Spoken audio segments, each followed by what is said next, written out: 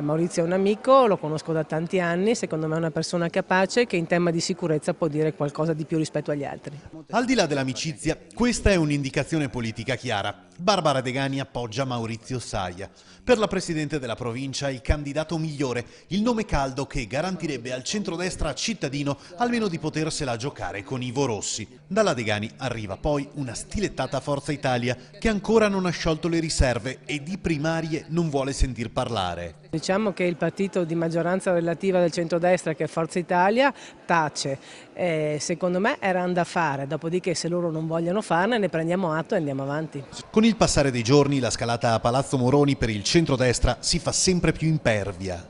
È pericoloso, secondo me più si va avanti è ovvio che gli altri sono già partiti, il vice sindaco Rossi è in campagna elettorale di fatto da 6 mesi, da quando è pro sindaco, per cui ogni giorno diventa un ritardo.